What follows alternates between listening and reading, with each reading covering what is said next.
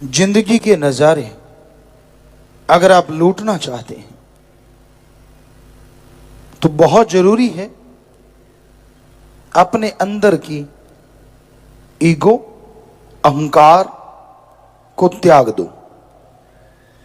जब तक आपके अंदर अहंकार रहेगा तब तक परमपिता परमात्मा अंदर होते हुए भी नजर नहीं आएगा। आज संसार में एक चीज कॉमन नजर आती है, वो है डबल फेस।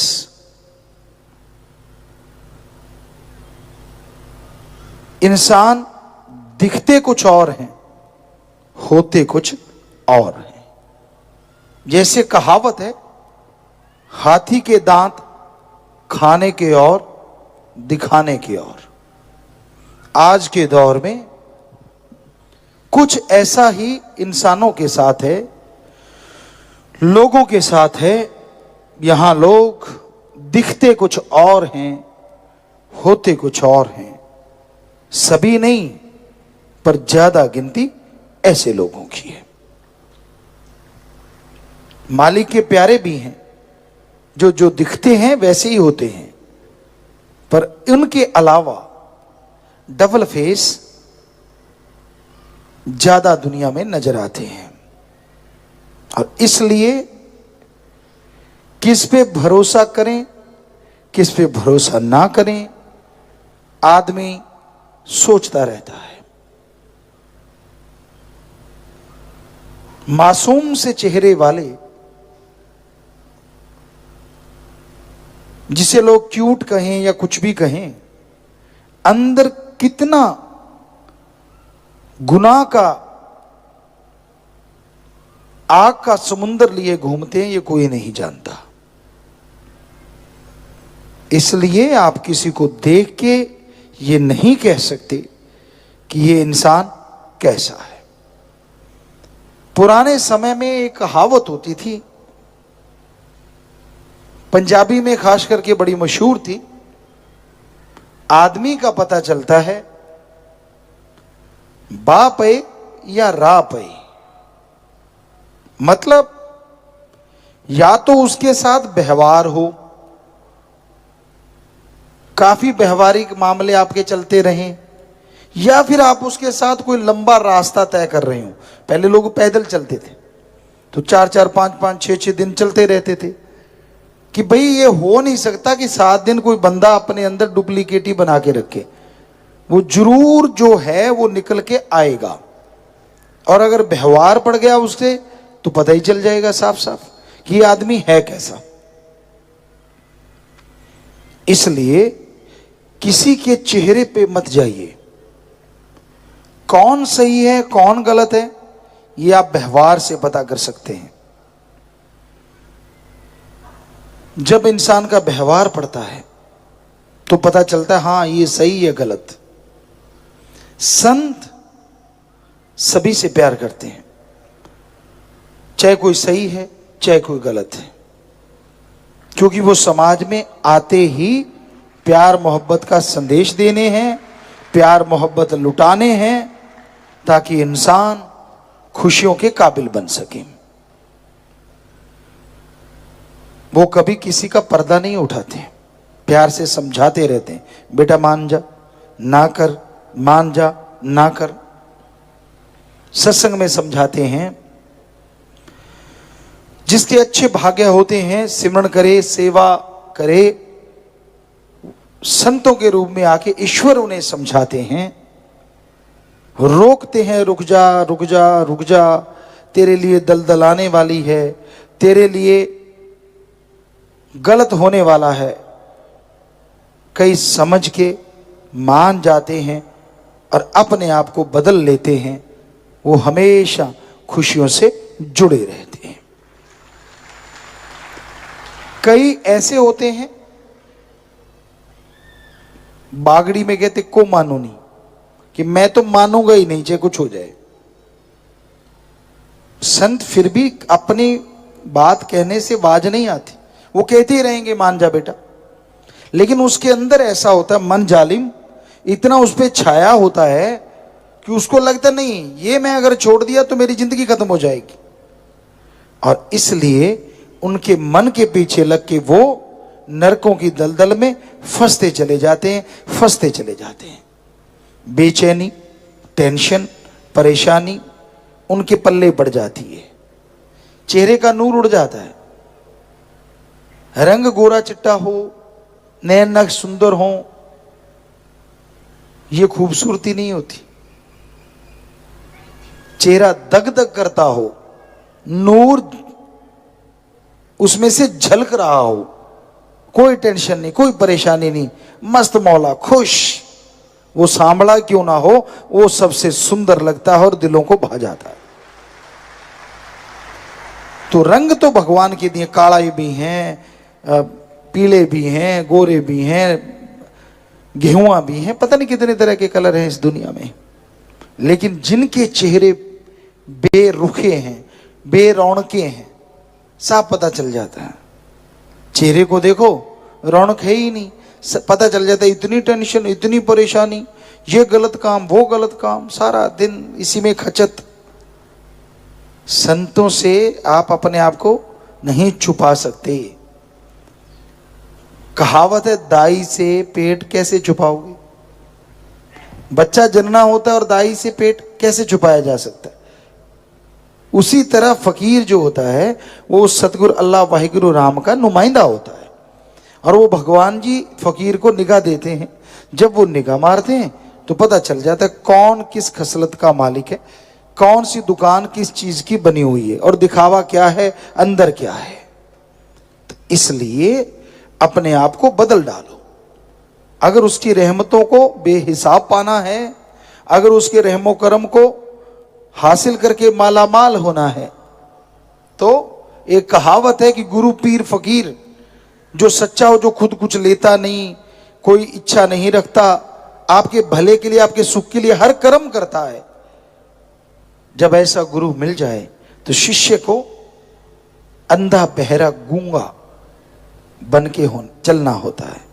ये नहीं कि बोलो नहीं, ये नहीं कि सुनो नहीं, ये नहीं कि देखो नहीं, जो गुरु दिखाए वो देखो, गुरु कहे वो कहो, और गुरु जो सुनाए वो सुन के उस पे चलते जाओ। हम आपको लिख के गारंटी देते हैं, अरे 10वां द्वार तो क्या, नूरी सुबरू यूं आपके सामने खड़ा हो जाएगा। वचन मानने नहीं, अमल करना नहीं, दोष अपने को नहीं देना, गुरु पीर फकीर को, अल्लाह वाहिगुरु राम को, तो और बेड़ी में बटे, और बेड़ी में बटे। तो इसलिए फकीर कभी नहीं कहते कि आप कोई बुरा कर्म करें, फकीर कभी नहीं चाहते किसी का बुरा हो। आप गलत कर्म करते हैं, आप बुरे कर्म करते हैं, आप गिरते हैं बार बार मन के कहने से, पर संत एक ऐसे होते हैं फिर भी आपके लिए मालिक से दुआएं करते रहते हैं।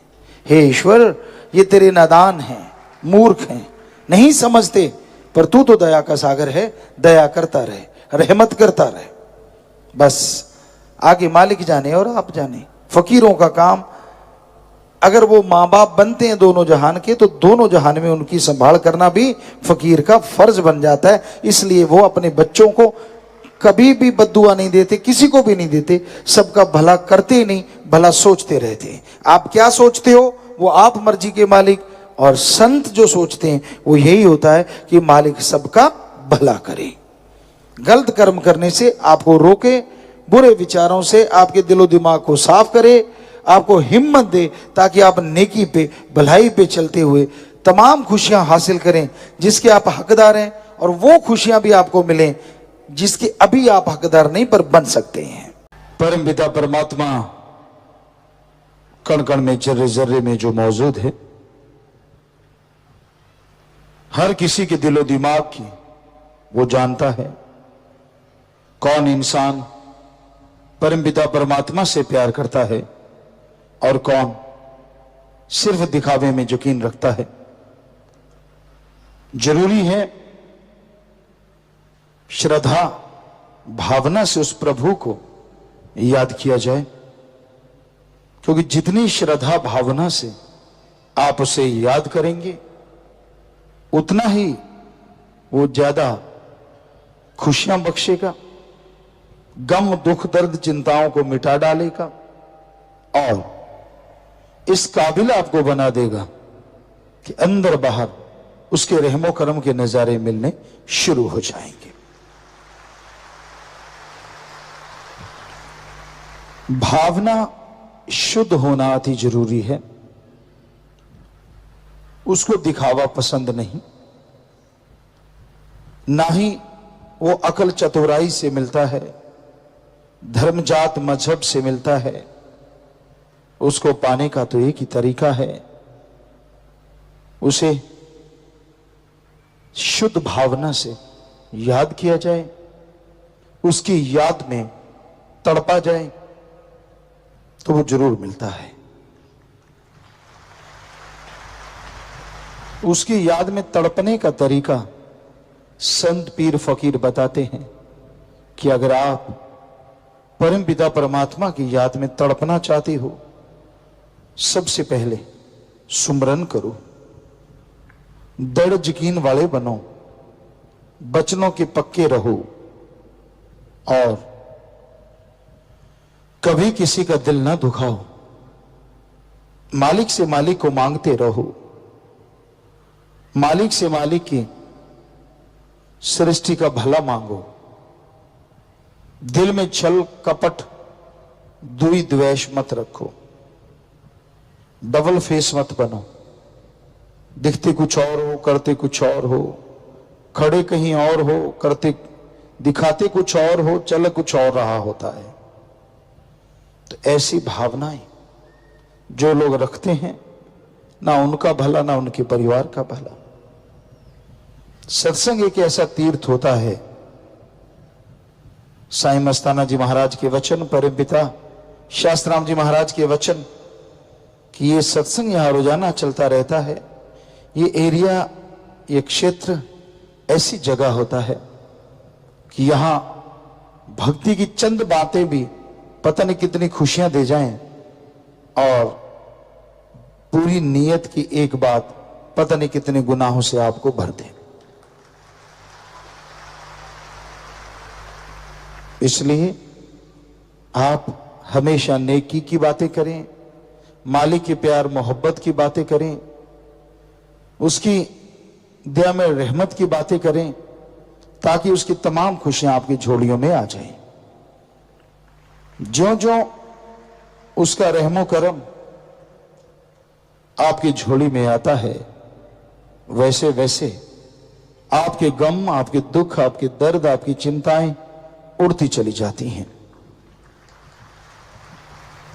तो हमेशा अपने ध्यान को अपने सतगुरु, अपने अल्लाह वाहिगुरु गौड़ खुदा राम से जोड़ के रखो।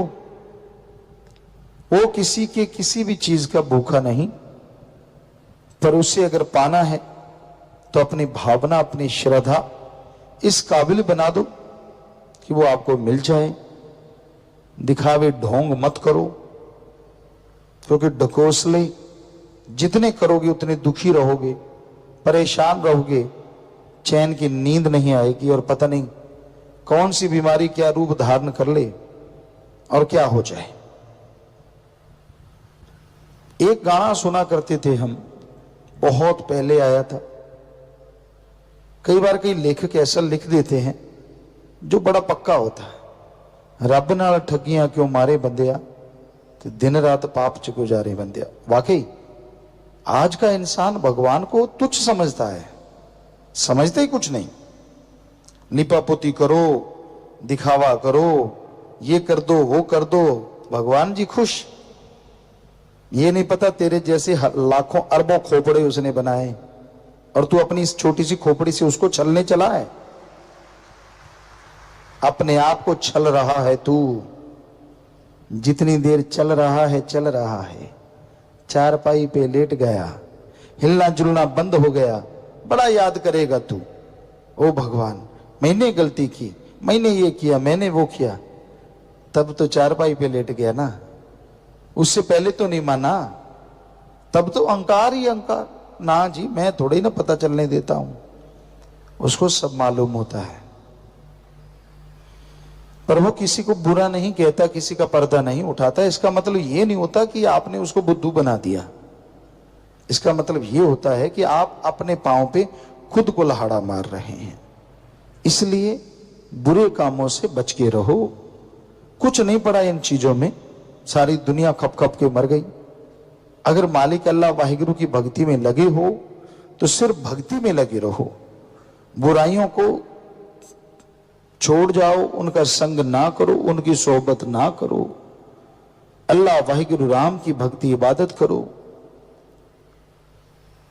एक कहावत होती है, कई लोग उस परमपिता परमात्मा जो कि दाता है उसी की निंदा करते रहते हैं। कहीं सिर जोड़ के बैठ गए, सारा सारा दिन, सारा सारा टाइम, भूल जाते हैं अपनी औकात, भूल जाते हैं अपना सब कुछ। क्या था तेरे पास, किसने दिया, किसने पहुंचाया, सब भूल जाते हैं। पर ऐसे इंसान ज्यादा समय सुखी नहीं रह पाते, क्योंकि वो उस अल्लाह राम की निंदा कर करके, भगवान की कर करके अपनी बेड़ी में बट्टे डालते जाते और एक दिन बेड़ी भर के डूब जाती है, फिर कुड़लाते रहते हैं, चिल्लाते रहते हैं।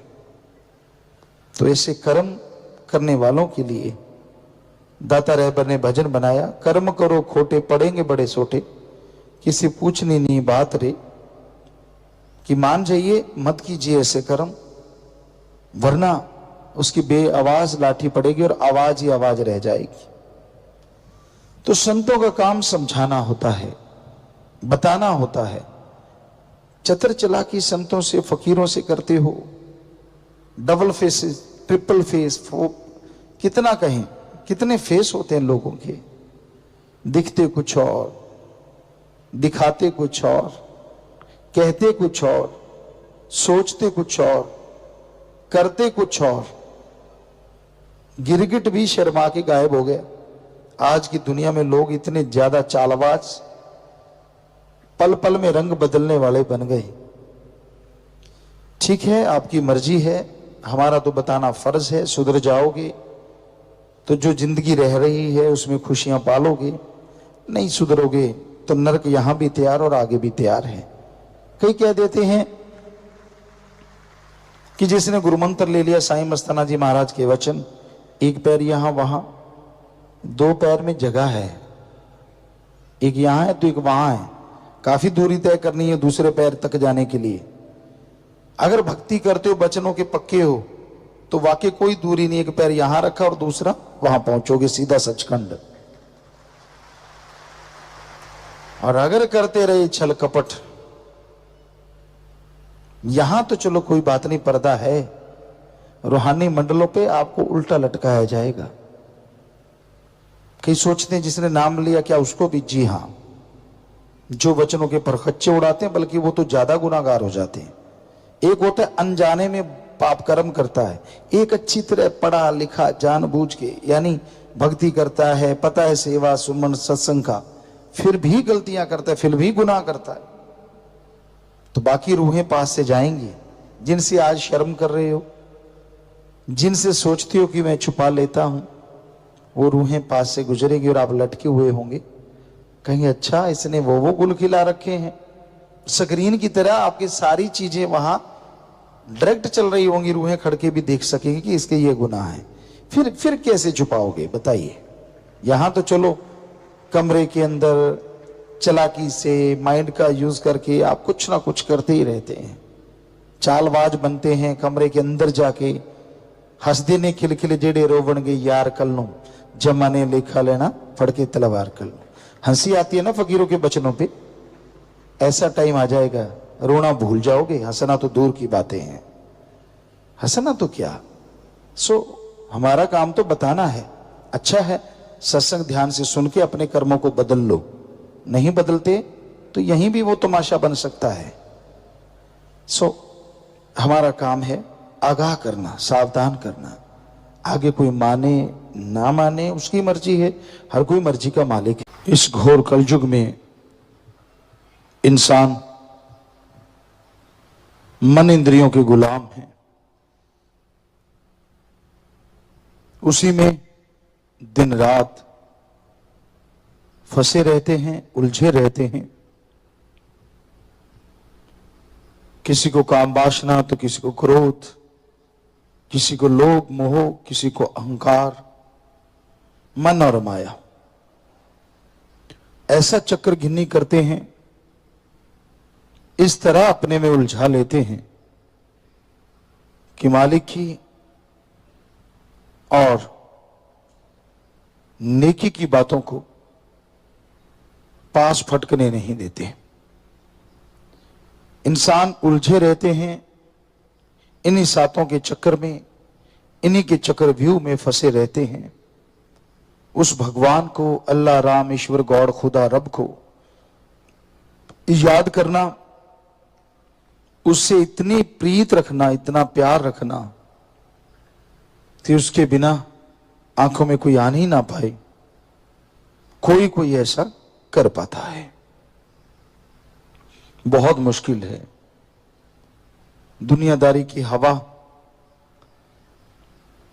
और इन सातों का चक्रव्यूह, इससे निकलना कोई आसानी की बात नहीं है।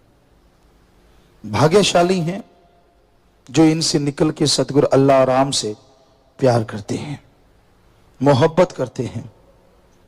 दुनिया से सबने जाना है, वो समय कब आना है किसी को मालूम नहीं। पता नहीं कब बुलावा आ जाए और इंसान को जाना पड़े। लेकिन जीते जी जो नेकी करते हैं, जीते जी जो भलाई करते हैं, जीते जी जो अल्लाह वाहिगुरु राम की भक्ति इबादत करते हैं, उनका नाम दुनिया गाए ना गाए, लेकिन दोनों जहां में उनकी जय जयकार जरूर होती है। भगवान की दरगाह में बहुत ऊंचा दर्जा मिलता है। भगवान की दरगाह में लोग उसे नमस्कार करते हैं, रूहों की पहचान होती है।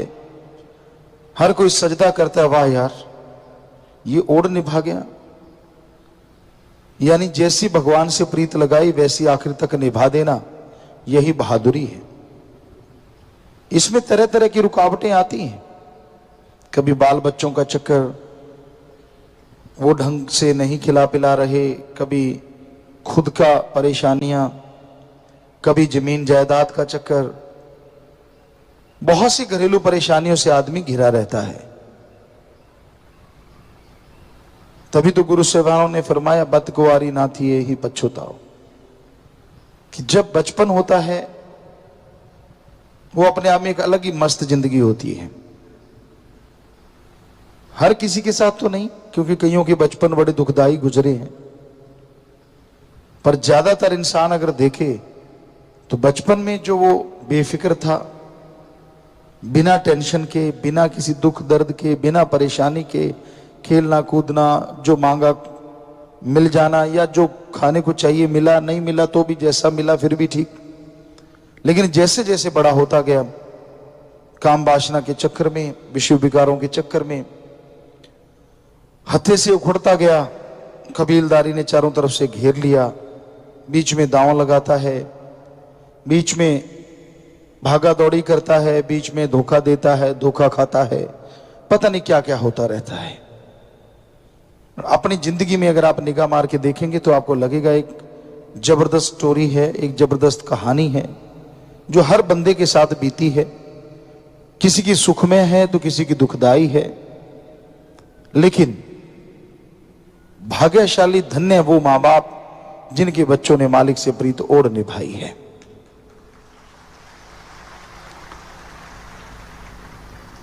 इतनी दुखदाई जिंदगी में, इतनी चक्रव्यूह में फंसे होने के बावजूद जो ईश्वर की भक्ति करते हुए ईश्वर से प्रीत ओढ़ निभा देते हैं, उनसे भाग्यशाली कोई दूसरा हो ही नहीं सकता।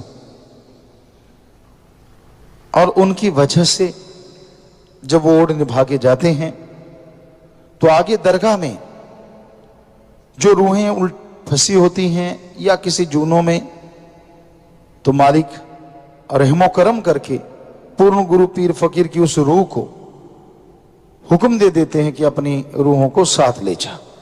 तो अपने पिछले बुजुर्गों को, फंसी हुई रूहों को भी निकाल के ले जाते हैं। इसलिए भी जय जयकार होती है। तो ये कोई मालिक से प्रीत लगाना बड़ा आसान है, लगा के ओढ़ निभाना मुश्किल है, लेकिन इसका मतलब असंभव नहीं है। तो मालिक का प्यार मोहब्बत की जाग हमेशा लगती रहे, सुमरन करते रहो, सेवा करते रहो और अंत्यकरण में तड़प रखो। पता नहीं वो सपने में कब दीदार दे जाए, पता नहीं वो जागते हुए कब मिलके मिलनसार बना जाए और वो पता नहीं कब नूरी दर्श दीदार से माला माल कर दे। ये उस मालिक की मर्जी है। इंसान कह तो देता है मैं तो घंटा सुबह शाम सुमन करता हूं, बहुत भक्ति करता हूं, मुझे मिला क्यों नहीं? क्योंकि बाकी घंटों में पता नहीं क्या क्या करता है, पता नहीं बाकी जिंदगी जो गुजर गई उसमें क्या क्या गुल खिलाए। बड़ा उतावला हो गया भगवान को पाने को, घंटा सुबह शाम देखिए ताने देने लगा, उलाने देने लगा, मुझे मिलता क्यों नहीं? और जो जो गुल खिलाए हैं, कितने घंटे बर्बाद किए हैं, कभी उनका जिक्र किया? कभी वो दिमाग में आया यार मैंने क्या क्या कर रखा है? फिर क्या हो गया अगर भगवान नहीं आ रहे? फिर भी सुकून तो देते हैं, चैन तो देते हैं, अंदर खुशी तो देते हैं, जीने की राह तो आसान बना देते हैं, पहाड़ जैसे कर्म कंकर में तो बदल देते हैं। वो तो शुक्राना नहीं करता। एकदम से 10वां द्वार खुले और मुझे नूरी स्वरूप दिख जाए, बस ये चाहना है। चाहना करना कोई बुरी बात नहीं, लेकिन ये तो उसकी मर्जी है ना, आप उसके काबिल कब बने, कब उसके लायक बने और वो नूरी स्वरूप भगवान आपको दिखाए। पर उससे पहले ये हो नहीं सकता कि भक्ति करने वाले, सेवा करने वाले और वचनों पे पक्के रहने वालों को मालिक अपनी झलक ना दिखाए। वो दिखाता रहता है कहीं ना कहीं, किधर ना किधर, कोई ना कोई उनका इशारा आता रहता है। उसको पकड़ो ना पकड़ो ये तो आपकी मर्जी है, लेकिन ऐसा संभव है कि वो जरूर दिखाता है, हर हाल में दिखाता है। तो उससे प्यार करो, भगवान से। पर भगवान से प्यार अगर बढ़ाना चाहते हो तो उसकी बनाई औलाद से जरूर प्यार करो। उसकी औलाद, सृष्टि की सेवा जितनी करते जाओगे उतनी मालिक की खुशियां आपकी झोली में आती जाएंगी। साईं जी का लगाया वो बीज सच्चा सौदा आज बट वृक्ष बनता जा रहा है।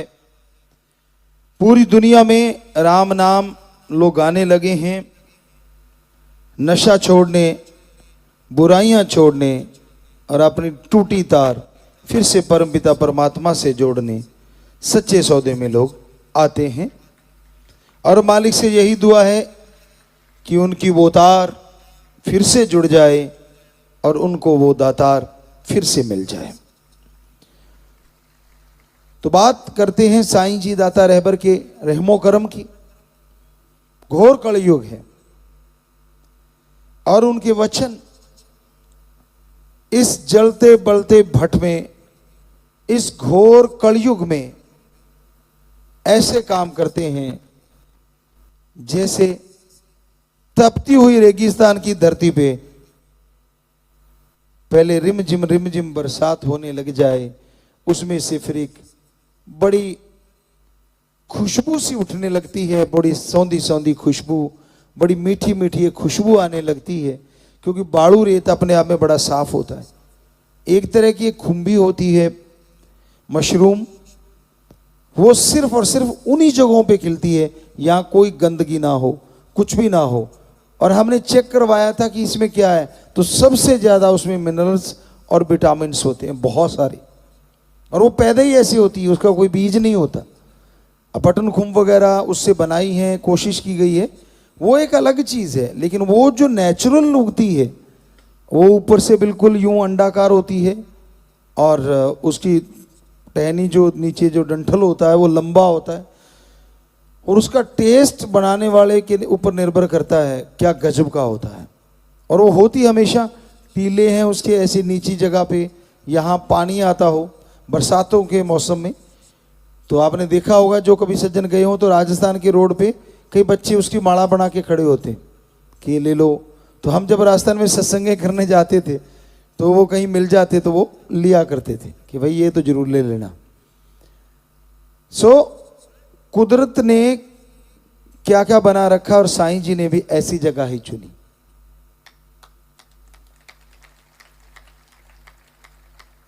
शाह मस्तान जी धाम, शास्तनाम जी धाम, दोनों जगह ही ऐसे। साईं जी ने जब वहां शाह मस्तान जी धाम बनाया, आज बना दिया, कल ढा दिया, फिर बना दिया, फिर ढा दिया। अब साथ संगत को लगा कर सेवा करिए, बड़ा किसने कह दिया जी बहुत ज्यादा सुंदर, अच्छा सुंदर है ढा दो। अब समझना ये करें तो क्या करें, अगली बार कहा जी ठीक बना है, अच्छा ठीक ठाक ही बना है, ढा दो। आखिर में सेवादारों ने कहा साईं जी हमें ये बताओ, हम सुंदर भी नहीं कह सकते, ठीक भी नहीं कह सकते, क्या कहें? कहते बड़ी ऐसा कुछ नहीं पुत्र, कोई ऐसी बात नहीं है, ये तो जब मकान ढाते हैं ना तो ईंटें अपनी जो है ना वो बच्चे देती है। और आप कोई बड़े से बड़ा साइंटिस्ट ले आओ, अक्ल वाला या आलम फाजिल कह लें उसे दूसरी भाषा में, क्या एक 12 बाई 12 का कमरा बना हुआ है उसे ढा दिया गया, अगली बार बनाया तो 2 बन गए, 2 को ढाया तो 4 बन गए, ईंटें आई किधर से? तो साईं जी के वचन ज्यों के त्यों आज तक है और हमेशा रहेंगे। तो कहते थे पुत्र ये सच्चे सौदे की तो ईंटें भी बच्चे देती हैं। तो ये हकीकत है, ये वास्तविकता है। तो और भी चीजें बहुत ऐसी हैं, बहुत से उदाहरण हैं। दाता रहबर ने जो परोपकार किए, परमपिता शास्त्रनाम जी महाराज को गुरगद्दी पे बिठाया, वो भी अपने आप में एक ऐसा महान, और उन्हीं की जुबान के अनुसार कि जिसे आप ढूंढते फिरते हो उसे हम आपके सामने ले आए। और वो ऐसे सामने आए, वचनी कर दिए हम थे, हम ही रहेंगे, जाएंगे नहीं, बात ही खत्म। पर आंख बनानी पड़ती है। कई बार होता है ना मोतिया है घट में सूझे नहीं, तुलसी जी ने एक बार कहा था, है घट में सूझे नहीं लाण तैसी जिंद, तुलसी इस संसार को भयो मोतिया बिंद। कि भाई अंदर रहता है फिर भी नजर नहीं आता, तो मोतिया बिंद।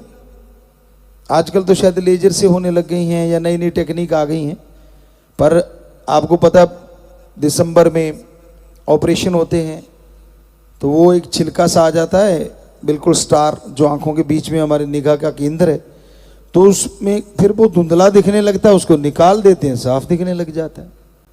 अगर आपने रूहानियत के किसी फकीर के नज़ारे लूटने हों, खुशियां लेनी हो, ओम परमपिता परमात्मा को मिलना हो, तो आपको मोतियाबिंद का ऑपरेशन करवाना पड़ेगा।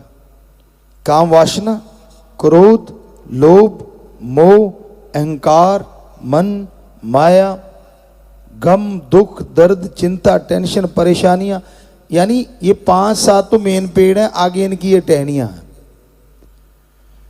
तो इन्हीं में ही आप उलझे पड़े हैं। गुरुमंत्र ले लिया, संचित कर्म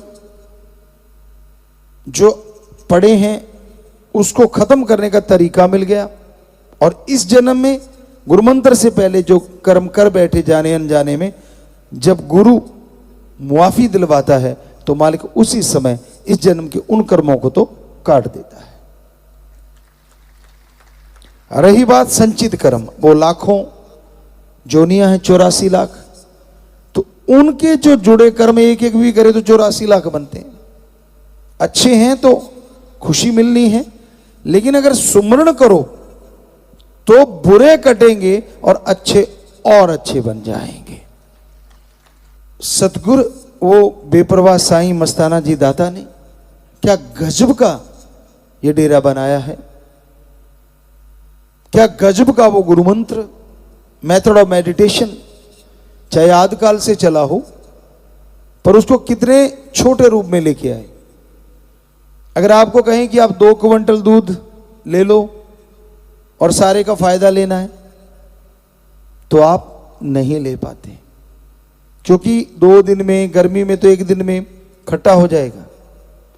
लेकिन उसको छोटे रूप में ले आओ, उसको बिलो, मक्खन निकालो, सालों साल आप उसका फायदा लेते रहेंगे। एक बूंद भी खराब नहीं होगी। तो वो उन्होंने तो ऐसा घी बना दिया जिसको ज्यादा खाना भी नहीं पड़ता। अब तो एक ही शब्द है, 5 वाले बल्कि ये सोचते हैं यार पहले ले बैठे। नहीं, घबराओ नहीं, आपकी जुबान पे वो चढ़ा हुआ है तो उसका भी फल ऐसा ही है, फल सेम है, चाहे वो 5 है, चाहे वो 3 है, और चाहे अब 1। तो ये उन्हीं का रामो कर्म है, हमारा इसमें कुछ नहीं। ये शरीर ही उनका है, आत्मा अंदर उनकी है, सब कुछ उनका है, काम वो कर रहे हैं। तो उस साईं श्याम मस्ताना जी दाता रहबर, सीधी सादी आवाज और सादी भाषा वेशभूषा। एक बार साईं जी के पास सेवादार जो सेवा करते थे कहने लगे बड़ी इन सबको कपड़ा देते हैं।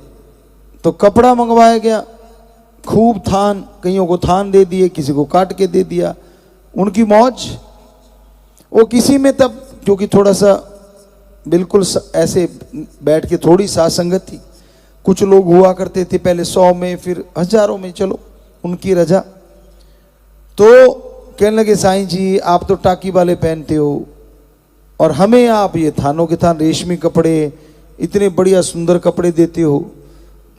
तो साईं जी ने फरमाया बरी इस बॉडी ने नहीं देखना और आपने नहीं देखना, लेकिन एक दिन ऐसा आ जाएगा कि हम कपड़े बदल बदल के पहनेंगे और वो अगली बात आप जानते हो। ना ही कहें तो अच्छा है कि काल की लिद निकालेंगे, बोलना ही पड़ेगा, साईं जी के वचन है। सो वो आपने देख ही लिया है, फिर भी कई मन मत है, ये क्यों चला दिया, वो क्यों कर दिया। अरे खसम जो कहेगा वो ही करेगी ना, ये शरीर तो जैसे वो चलाएगा आपके कहने से थोड़ी चलेगा, ये चलाने वाला वो है, उसकी मर्जी चलती है। हम तो अगर उस शरीर के रूप में देखें जिसका पहले नाम था इस शरीर का, तो हम तो खाक चौकीदार बिल्कुल खाकसार हैं, लेकिन अब वो खुद हैं तो वो तो MSG नाम ही रख गए, तो दूसरा कोई नाम ही नहीं।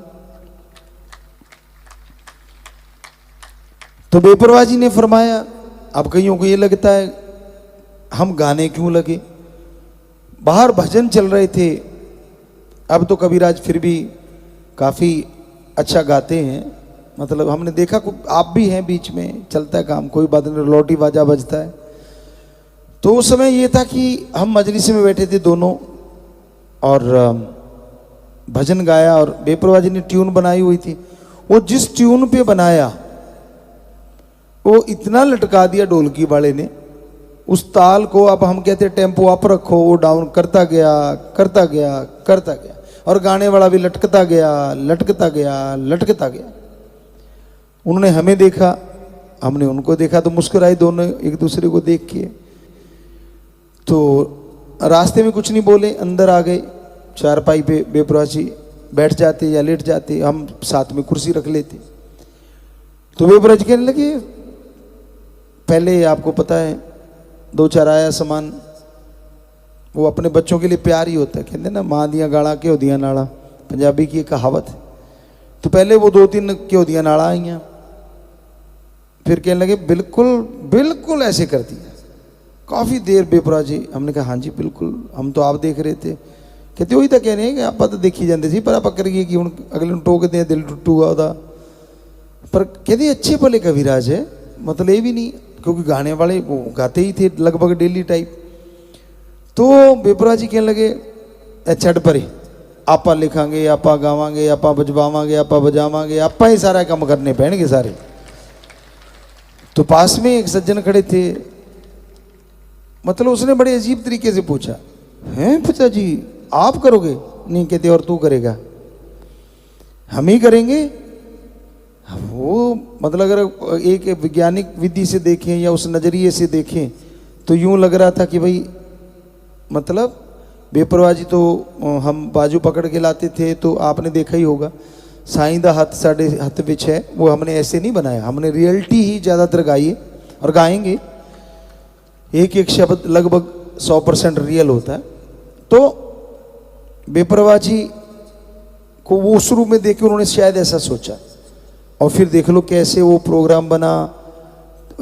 शास्त्र नाम जे धाम में वो 13 बास में भजन बोलना, और फिर साथ संगत की जिद करना और उनके लिए एक प्रोग्राम रखना स्टेडियम में, उनका कुछ भी ना करना, साथ संगत का सो जाना और फिर साथ संगत का करनी आप गाओ और फिर वो तू ही तू दाता वो भजन चलाना और गा रे मेरे मन, तो इत्यादि वो भजन थे। आप जानते ही हो, पहला क्लासिकल था और फिर चलता चला गया। फिर तो लगा कि नहीं जैसे बच्चे चाहते हैं वैसे ही बनते गए और फिर रूबरू नाइट वहां से पैदा हो गई। ये तो साईं जी के वचन, क्योंकि उनको श्रावण शाह जी महाराज दाता ने कहा था तेरी आवाज ऐसी होगी। क्यों कहा था? साईं जी ने कहा जी हम तो भाषा सिंधी जा वो बोलते हैं, कैसे समझ आएगा सबको? वहां तो बागड़ है, आप कहते हो बागड़ में जाओ तो समझ ही नहीं आएगी। तो श्रावण शाह जी कहने के मस्ताने तेरी आवाज खुदा की आवाज होगी, किसी के पल्ले कुछ पड़े ना पड़े लोग मस्त हो जाया करेंगे। तो बताओ कब से वो वचन हुए हैं? पूरे तो होने हैं 200%। एक वचन हम गारंटी देते हैं उनका पूरा हुआ है, हो रहा है और होके ही रहेगा। पर आप हाजमा रखा करो, क्योंकि जब आप गाने लगते हैं उन वचनों को जो आने वाले हैं तो एक फुकरा बनती लगती है। चाहे वो आप सोशल मीडिया पे लिखते हो, चाहे आप यहां बोलते हो, ये तो संत फकीर ही बोल सकता है, आप नहीं। आप तो मजे लिया करो उन चीजों के, खुशी रखा करो अपने अंदर, हौसले बुलंद रखा करो कि ये वचन भी है तो इसका मतलब 100% पूरे होंगे, बस दैट्स ऑल। तो कहने का मतलब वो भजन गाया और फिर बजाए, साज बजाते थे तो हमने वो बजा के देखिए, तो वो भी आपने देखे हैं। हालांकि हमने उसको परमानेंट नहीं बजाते और फिर वो वाले साज तो मुंह से बजा लेते हैं, तो फिर ये दुनियावी की जरूरत क्या। बहुत सारे बजा लेते हैं, बेपुरा जी ने आपने देखा और रूबरू नाइट में देखा है। तो हम गाएंगे, हम बजाएंगे, हम लिखेंगे, हम बजवाएंगे। तो हमारे बच्चे भी और बहुत बढ़िया बजाते हैं, बहुत ही सुंदर बजाते हैं। तो साईं दाता का ये कमाल, शाह मस्ताना जी दाता का, और फिर बेमिसाल कमाल उनको लेके आना जिनको दुनिया ढूंढती है, शास्त्र नाम जी दाता रहबर। फिर कमाल बेमिसाल ये वचन फरमा देना हम थे हम ही रहेंगे, ये आज तक कभी पॉसिबल ही नहीं हुआ। और फिर उसका नमूना भी दिखा दिया। जैसे आपको बताया कि इस बॉडी जब पहले थी एज ए शिष्य, एज ए सेवादार, एज ए साथ संगत, तो हमारा ब्लड ग्रुप ओ पॉजिटिव था। लाइसेंस हमारा 84 में ड्राइविंग लाइसेंस बना था और उस समय ब्लड लिया करते थे और उसमें जो ग्रुप था वो ओ पॉजिटिव है। और अब परमपिता जी का जो गुरु रूप में थे तब उनका वो नेगेटिव था और आज हमारा भी ओ नेगेटिव है। तो हमारा और किसका कहें? हमने भजनों में बहुत जगह लिखा है, खुद ही करे सजदा और खुद ही कबूल करना पड़ता है। पहले ये था कि सजदा करते थे हजूर कबूल कर लेते थे, अब उन्होंने वचन ही ऐसे कर दिए, करें क्या, सजदा भी करना है और कबूल भी करना है। तो ये भी अजूबा ही है। पर ये तो वो कहते हैं ना प्रत्यक्ष को प्रमाण की जरूरत नहीं, सेम चीजें वो जो बेपरवाह जी ने वचन किए थे कि हम हैं हम हैं हम हैं हम हैं, तो वो वाली बिल्कुल प्रत्यक्ष हो गई। तो यही साईं जी ने वचन किए थे कि सोने का भी कोई बन के आए तो मत मान लेना कि ये गुरु के बराबर है। और आप जरा सी बात पे फिसल जाते हो, किसी ने चंद बातें मसाले लगा के सुना दी, वो वाह ये बड़ा अच्छा। अरे भाई बंदा बंदा है। उस साईं परमपिता परमात्मा का जितना धन्यवाद करें साईं शाह मस्ताना जी दाता का उतना ही कम है। अरबों खरबों सजदे कर सकते हैं, अरबों खरबों बार बस उनके चरण कमलों का ध्यान रखते हुए ये दुआ कर सकते हैं कि हे मालिक, आपने जो वचन फरमाए थे कि यहां से बड़ी थाली फेंकेंगे तो शहर तक नीचे नहीं गिरेगी, अब तो वो थाली 60-60 किलोमीटर तक, 40-40 किलोमीटर तक नीचे नहीं गिरती। तो ये तेरा रहमो करम है। क्यों? क्योंकि इसके अंदर भी एक वचन है। परम पिता शास्त्र नाम जी महाराज ने फरमाया उस बॉडी में है साईं मस्ताना जी, क्योंकि वचन है हम थे हम हैं हम ही रहेंगे। तो उन्होंने उस वचन को क्या बदला, मतलब अपग्रेड, जैसे आपके आता नहीं रहता फोनों में अपग्रेड कर लो, तो इधर भी तो अपग्रेड तो बहुत तेजी से चलता है, बड़ा तो कभी कभार ही आता है, इधर तो हर घंटे हर पल हर सेकंड चलता ही रहता है। तो वचन फरमा दिए कि जब हमने वचन उनके पास बैठे और बोला कि जी आप जानो आपका काम, हमने आप जब उन्होंने बोला कि ये शरीर बदलेंगे तो कहने लगे ऐसा कुछ नहीं। फिर उन्होंने सारा बदल दिया ढांचा, जो आपको वचन सुनाए कि यहाँ उंगली मारी। तो फरमाया कि बेटा फिक्र नहीं करना, ये राम नाम का जाप करने वाले, नशा छोड़ने वाले, सच्चे सौदे में आके नशा छोड़ेंगे, राम नाम से जुड़ेंगे, दिन दुगनी रात चौगनी बढ़ते जाएंगे। तो आज अगर 6.5 करोड़ आंकड़ा जो गिनती वाला है, बिना गिनती वाला तो आपने कभी सोच भी नहीं सकते, तो वो दिन दुगनी रात चौगनी उसी दिन से लगा लो आप, जिस दिन से इस बॉडी में उन्होंने प्रवेश किया है, तो वो ऐसा ही चल रहा है और चलता ही रहना है। और दुनिया में नशा कितना बढ़ रहा है, कितना बुरा हाल है, हर जगह मारो मार हुई पड़ी है। नशे से बच्चे ओवरडोज की वजह से मर रहे हैं, पता नहीं चलता, अच्छे भले तंदुरुस्त जाते हैं, नशा लिया और कह देती ओवरडोज होगी, अब पता नहीं उसमें क्या ऐसा कुछ डाल दिया जाता है केमिकल कि बच्चे मर जाते हैं, बड़ा दुख लगता है। तो ये सारे वचन वहीं से चले हैं, हमने कोई नया नहीं। सत्संगों में जाया करते थे तो बेपरवाह साईं जी ने एक दिन वचन किए कि भाई बड़ी देखना, एक दिन ऐसा होगा अपना ही लंगर भोजन होगा। ये आर्मी जा रही है ना, कहते हाँ बड़ी सुनो, कहते हाँ ऐसे ही आप चला करेंगे, अपना ही खाना, अपना ही टेंट, अपनी बिजली। हैं वो कहते साईं जी बिजली, तेरे को बड़ा पता है। साईं जी फिर घी की नाली देते थे साथ के साथ, थोड़ी सी नालियां, तब तो ज्यादा घी की दी जाती थी, आजकल थोड़ा सा माहौल और है, थोड़ा बदल गया है, उन्होंने ही बदला है। आपको बोला ना अपग्रेड होता रहता सौदा, ऐसा नहीं है कि तब कोई लो ग्रेड था तो तब भी अपग्रेड, पर दिखाना अब था, वो धीरे धीरे उसको दिखाते जा रहे हैं। ये नहीं है कि तब कोई लो ग्रेड था, तब तो उसके बाद हद से भी हद तभी था साईं मस्ताना जी महाराज में, लेकिन दिखाने का वक्त तो उन्होंने बोला था कि हम तब दिखाएंगे। सो कहीं कोई इसको ये सोचे कि इसका मतलब अपग्रेड का, नहीं, ऐसा नहीं। अपग्रेड का मतलब कि अब वो टाइम उन्होंने बोला तो वो दिखा रहे हैं। तो साईं जी ने बोला कि भाई बिजली भी अपनी, ये भी अपना, और लंगर का सारा कुछ अपना चला करेगा। तो वो चुप हो गए बेचारे, उनको लगे यार अब तो पैदल चल के आए हैं, इतने टीले हैं, सारा कुछ है। और फिर आपने जो जो सज्जन सत्संग में सेवा करने गए होंगे, हमारे साथ चले होंगे 92 से लेके और 2003 तक, या अब जब भी तक अब तक मतलब, तो उन्होंने देखा होगा कैसे गाड़ियां कैंटर जाते थे जिनमें लंगर होता था, छायावान होते थे, जनरेटर होते थे, बिजली अपनी साथ चलेगी।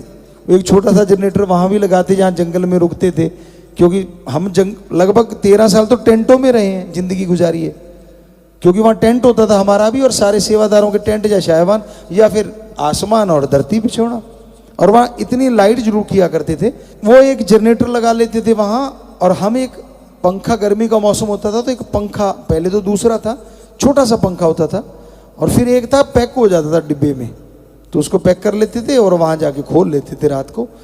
तो वो एक पंखा स्टैंड वाला होता था, वो लगाते थे, एक बल्ब टेंट के अंदर, और बाकी बल्ब साथ संगत के लिए लगाए जाते। तो एक छोटा सा जनरेटर वहां होता था, 2 जनरेटर होते थे, यहाँ सुबह सत्संग दोपहर की, और शाम वाले के सुबह वाला पहुंच जाता था।